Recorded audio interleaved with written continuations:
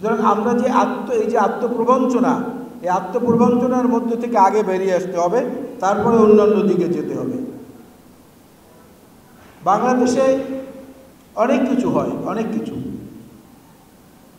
কাজ যদি নাই করি, কাজে যদি হাত নাই দিই, তাহলে তো কাজ অগ্রসর হবে না।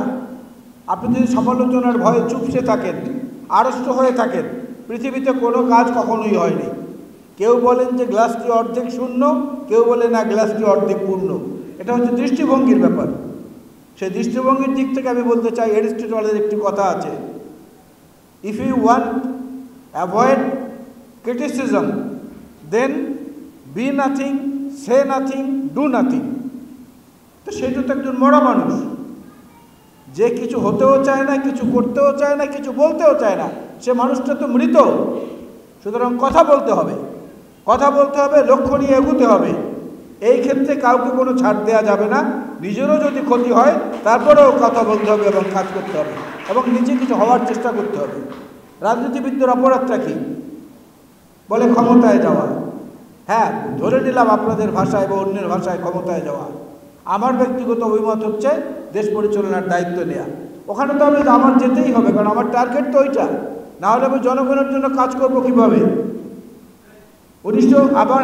আবার যেটা আপনাদের মধ্যে, আপনাদের এই আন্তঃক্যাডারের মধ্যে ভালো যে কাজগুলো হয়েছে, সেটা 1980-তে হয়েছে, 1992-তে হয়েছে, আবার পরবর্তীতে 2002-এ হয়েছে। তিনটাই হচ্ছে বিএনপির শাসন আমল। মনে করে থাকেন, বিএনপি যখন দেশ পরিচালনার দায়িত্ব ছিল তখন।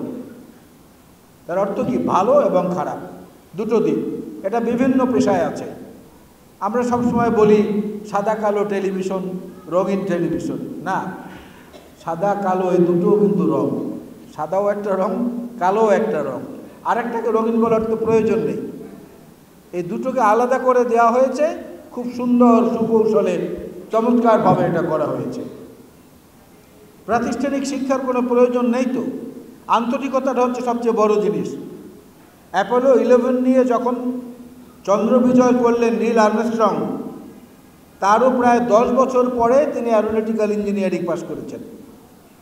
চন্দ্র বিজয় করতে তো তার প্রাতিষ্ঠানিক অভিজ্ঞতা লাগে নাই, তার আন্তরিকতা ছিল, অদম্য উৎসাহ ছিল, ইচ্ছা ছিল। সেই ইচ্ছার বাস্তবায়ন তিনি করে দেখিয়েছেন দৃঢ়বদ্ধ শপথের মধ্য দিয়ে। সুতরাং এই পাথরগুলোকে নিয়েই আমাদেরকে এগোতে হবে। আর জন আকাঙ্ক্ষা পূরণে প্রত্যাশিত সিভিল সার্ভিসের যে পরামর্শগুলো আপনারা দিয়েছেন, এখানে যেগুলো আছে সেগুলোর সঙ্গে দ্বিমত করার কোনো যুক্তিসঙ্গত কারণ নেই। কোনো যুক্তিসঙ্গত কারণ আমি অন্তত দেখছি না। কারণ আমরা দেখেছি সবচেয়ে বড় যেটা উদাহরণ আমাদের জাতীয় জীবনে, বড় সবচেয়ে যেটা ক্রাইসিস, সেইটাকে উতরে উঠেছে কিন্তু এই যে আপনাদের বাংলাদেশের যে জনসংখ্যা, সেই জনসংখ্যা 1972-এ যা ছিল তার থেকে অনেক অনেক অনেক গুণ বেড়েছে। কিন্তু আমাদের চাষযোগ্য জমি যেটা ছিল তা কিন্তু ক্রমে ক্রমে ক্রমে ক্রমে কমে এসেছে। নগরায়নের কারণে, শিল্পায়নের কারণে, বিভিন্ন কারণে, ইকোনমিক ইনফ্রাস্ট্রাকচারাল বিভিন্ন অন্যান্য কাঠামোর কারণে চাষযোগ্য জমি কমে গেছে। কিন্তু তারপরেও এই 3 গুণ 4 গুণ বা 5 গুণ বেশি জনসংখ্যা 72-এর তুলনায় তারা কিন্তু খেয়ে পড়ে থাকছে। এটা হচ্ছে বাংলাদেশের কৃষিবিদদের অবদান।